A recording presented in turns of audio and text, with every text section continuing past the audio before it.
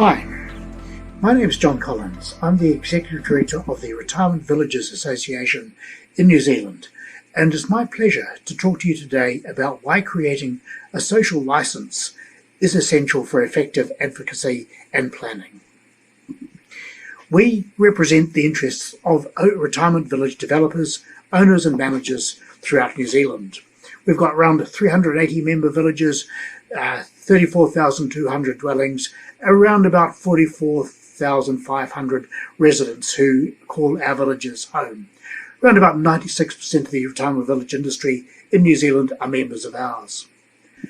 I'd like to take a moment just to touch on the retirement villages business model, because this is obviously crucial as to how the public view us and to how our social license, if we have any at all, works. So, if you imagine a retirement village basically is a place where older, independent people live. They purchase an occupation right agreement or a contract to live in their village, and you can see on the slide on the screen. The first case, the first bar, is the owner has built the unit for $350,000.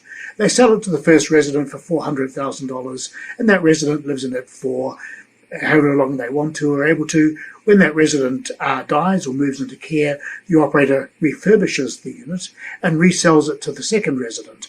And the second resident might pay $600,000 for it. And from that $600,000, $300,000 is repaid to the first resident, and the operator retains what's called the deferred management fee, or DMF. In this case, it's 25%, and it's $100,000. And then the second resident moves out. The operator refurbishes the unit, resells it to the next resident for $800,000, and of that $800,000, $450,000, 75%, is returned to the second resident, and the operator retains a 25% deferred management fee. So you can understand with that sort of business model, where older people pay large sums of money to an operator for the right of living in a unit, which is a contractual arrangement, without actually owning anything, it's very important that the industry has not only a secure consumer protection regime, which fortunately we do have in New Zealand, but also there is a high level of trust in the community that the operator is going to deliver on their side of the promise. This particular presentation talks about how social license works. And I guess social license basically originated in the mining business.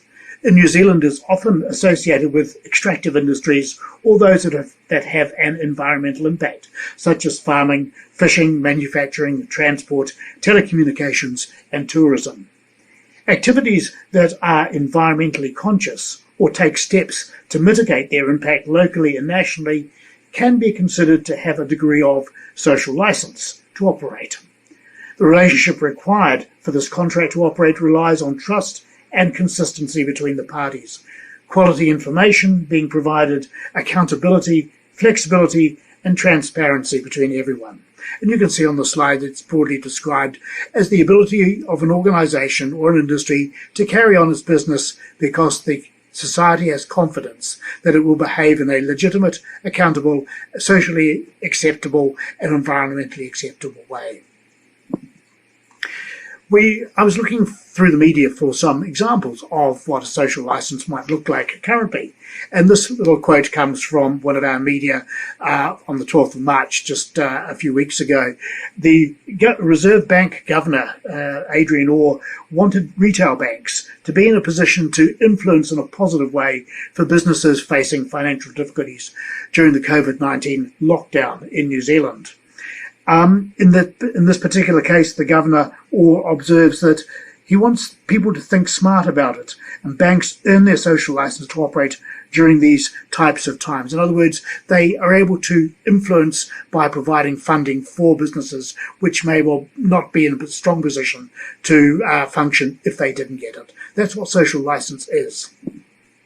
It's about trust. It's about consistency, it's about quality information, it's about accountability, flexibility, and transparency. In short, it's difficult to earn, but very easily lost. This diagram looks at how social license, the social license iceberg, I guess, if you like. Below the line, rejection and withdrawal. Industries which have no social license are subjected to shutdowns, blockages, legal challenges, boycotts, and so forth and so on. And then they work their way up towards the peak of the iceberg, and there's a degree of acceptance and tolerance. There's maybe some lingering or recurring issues and threats, some watchful monitoring, and there are outside NGOs taking an interest in what your industry or your company is doing. The next level up is approval or support. The company is seen as a good neighbour, and there's pride in collaborative achievements.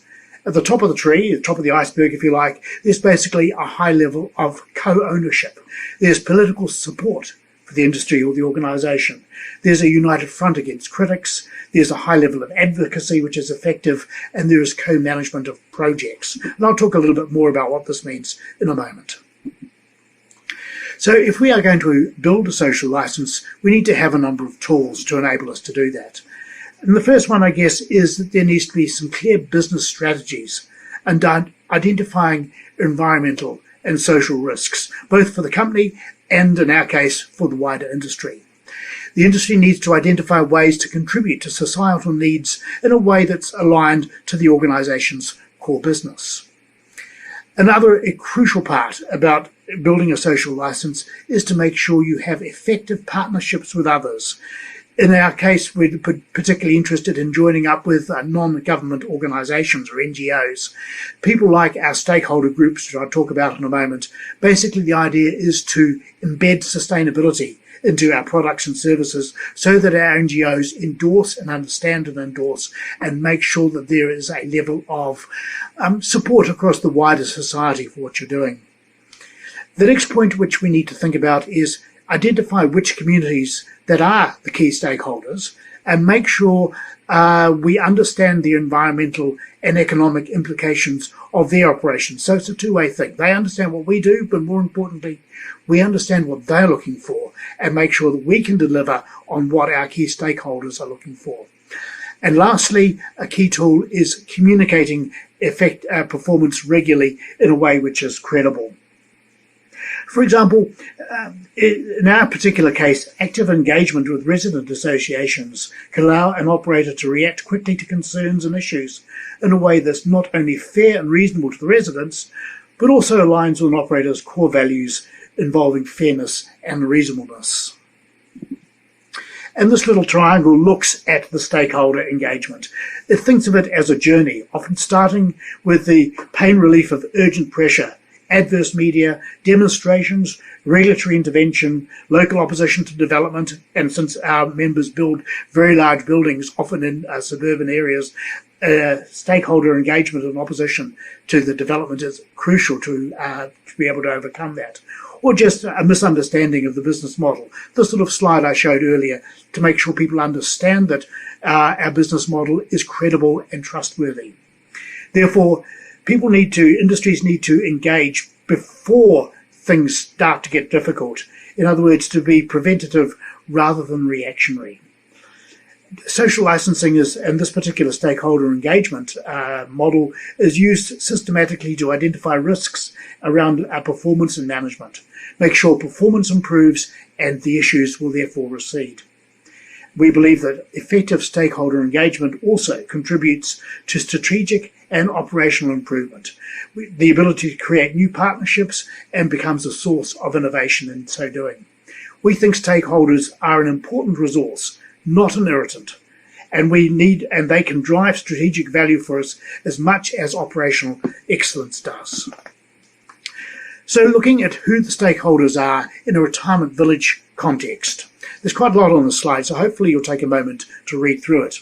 Firstly, if you think of it as people who are dependent on the organisation's activities or on whom the organisation depends to operate. And these might include the staff, in our case as an association, our members, our associate members, people who are our customers.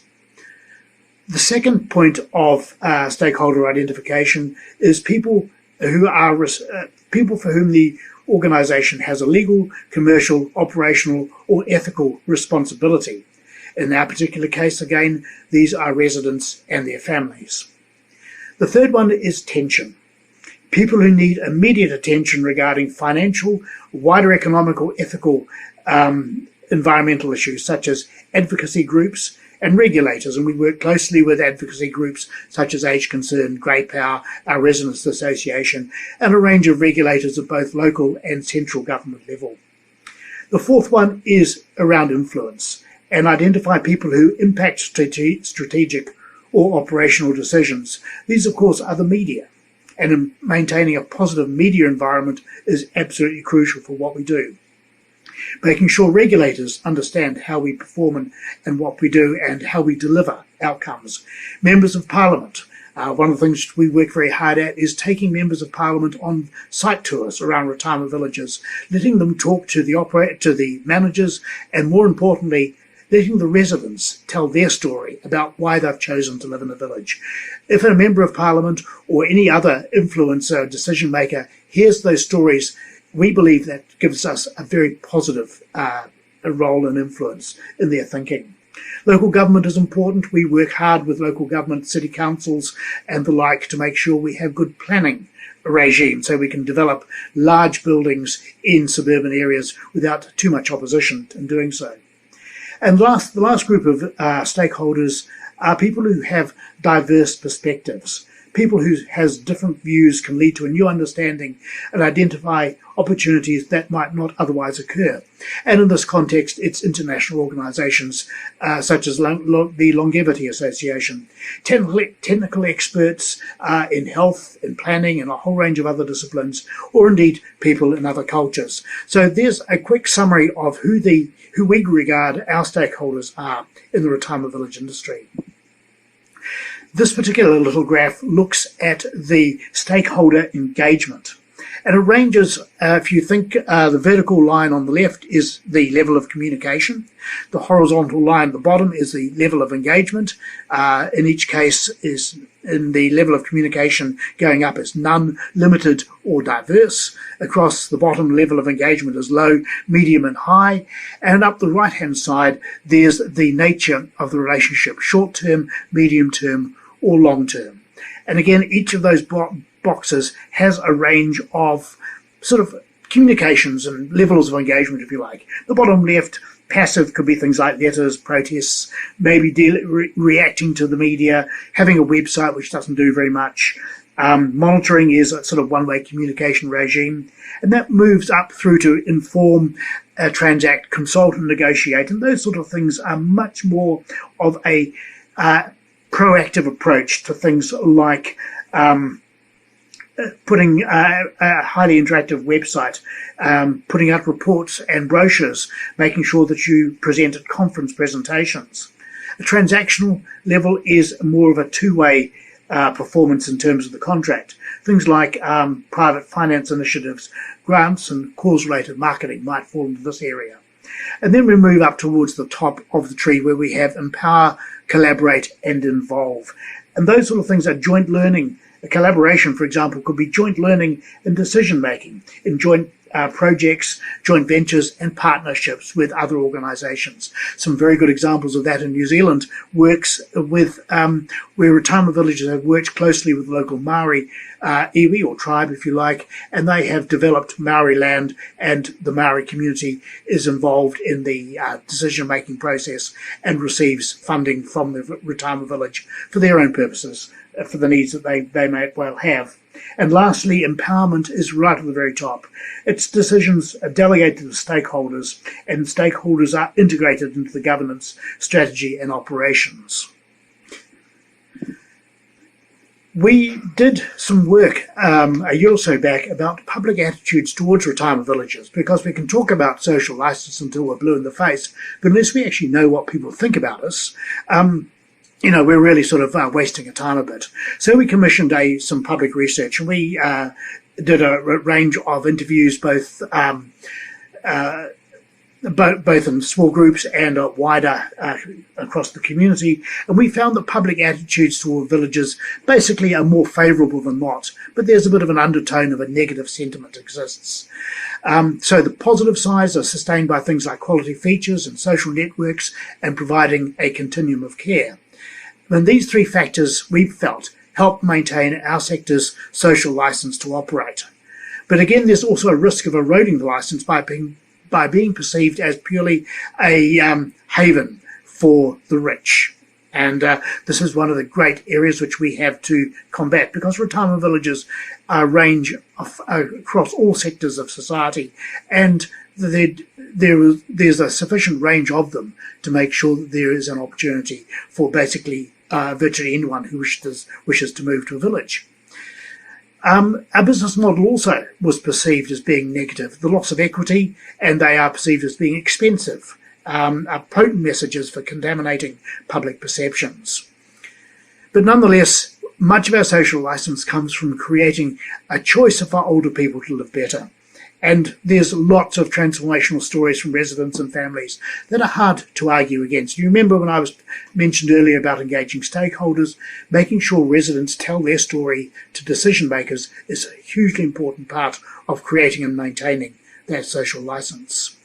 So these next couple of slides look at some of the graphs, and you can see roughly in this particular one, if you look at the people who are favourable or very favourable, we almost double those who have a more unfavourable view of what villages are like. And the sort of advantages which we talk to our research groups, basically, and you can read them in the slide as well as I can, villages provide warm, dry, safe homes for older New Zealanders, communities of people who support each other. They're not for everyone, but those who can afford them, they're a quality retirement option. Peace of mind are provided for both residents and their families who no longer have to worry about the safety of their elderly parents or grandparents. And basically, retirement villages provide a stress-free, relaxing environment for older people who no longer have to worry about the responsibilities of individual home ownership. On the graph you can see there at the left are people who strongly agree, those who partly agree. The grey in the middle is the people who are neutral, and the three on the right are people who strongly disagree or are unsure. And the little blue dot in the middle is the sum of people who agree or strongly agree. So again, you can see it's pretty much on the positive side. And when we look at the main disadvantages, this is what people think retirement villages are not good at. They are expensive. They tend to lose a lot of the equity when they move out. The main people who benefit from retirement villages are the business owners who run them, and villages are focused more on profit and less on people. And again, there's a depressingly high level of agreement with some of those statements, and quite clearly that is what presents us with a challenge to address when we're talking about social license. This last little slide on the research which we did basically forced people into one of two camps, so they couldn't sit on the fence on this one. So the researchers basically asked people to agree with one of the two following. The first one is retirement villages are not worth the expense, residents pay a lot, capital growth goes to the owner, lose equity and so on, some of the disadvantages we mentioned a moment ago, and compared with those who maintain retirement villages are worth the expense, provide a quality lifestyle, a supportive community with modern homes and so forth. And we found, slightly to our chagrin, that 52% agreed that retirement villages have more disadvantages than advantages, whereas 48% felt that we were doing God's work. When we looked at the detail of the research in more detail, we found that those members of the public who had a personal connection actually broke the other way. A majority felt that retirement villages were able to provide a quality lifestyle. So top of mind, lean more positive, negative, but when we drilled down into that, it's not quite so good. There's some key messages there about how we can build our social license through quality, supportive social communities, the continuum of care. And again, as I've said before, the transformational personal stories is absolutely central to that. So what are we doing practically to help build a social license? And this slide looks at some of the examples which we do in New Zealand. But I guess the key thing about it is addressing stakeholder concerns as they're addressed. So we've got some best practice guides around resales and health and safety in the workshop, and we respond to market demand by providing a pathway to care and doing away with capital loss clauses, and those sorts of things, which I appreciate are probably a bit Kiwi focused, but nonetheless they are issues which our residents and our residents' families raise, and are issues which we are building we are making sure we can do away with to build the social license. And a couple of pictures of what we've been doing. The top one is a meeting with the Far North District Council. The Mayor and the councillors and senior staff visited several villages in the Kerikeri district in New Zealand, and we spent a day meeting residents and talking to people about what villages do and how the Far North District Council's planning procedures could assist further development. And the larger photograph at the bottom is a public meeting in Christchurch where we talked to members of the public about retirement villages, and we answered questions honestly and accurately about their problems and their concerns and the sort of things they liked as well. So to conclude, if the retirement village sector has a social license, it's the result of these few things. Basically, operators are building quality homes which meet people's wants and needs. People want somewhere safe, warm and dry to live, and that's what we're in the business of doing. We've had years of official engagement at all levels. Social license takes years to build. It's not something which is going to happen in a few weeks or even a month or possibly even 12 months. It takes a lot of work and is at all levels. City, regional and central government are crucial to all of this. Thirdly, we believe we have paid attention to the needs and expectations of our shareholders, particularly resident advocacy organisations. That doesn't mean to say we're going to agree with them on every point. Of course we're not. There are going to be things about which we will always disagree, but the key thing about is to listen to what the concerns are and do what we can to meet those concerns. And if for some reason we can't, we explain why it can't be practical, and hopefully they understand that and accept it. Next, we want to foster a positive media presence, stressing how villages are part of the solution. One of the great challenges in New Zealand, and may well be in your part of the world as well, is making sure we have enough housing. And New Zealand has had a housing shortage now for many, many years. We have pointed out to government and to media that villages are part of the solution because we provide new housing for older people, and every time we build a new unit in a village and somebody moves in, that frees up a family home for a new family to move into. So we're part of that solution, if you like, and that means that we get some sort of concessions around planning and consenting when we need to build new villages. And the last point, I guess, is around effective industry self-management. We are proactive when it comes to looking at regulations and working out how regulations can be improved for our residents' benefit, we believe. We have a disciplinary authority which deals with egregious behaviour. Fortunately, that's never actually had to be used. But our disciplinary authority is a retired High Court judge and with experience in the Family Court Division. And they're there to make sure that if there is a problem, there are ways which the problem can be addressed, and if need be, the disciplinary authority can impose fines and costs. So basically all of these are underpinned by a transparent and effective regulatory regime that's supported by the industry and understood by residents. There's some references there of some of the research which I've done to put this together. Please feel free to have a look at those. And thank you very much. It's been a huge treat talking to you, and I hope you've enjoyed what I've said.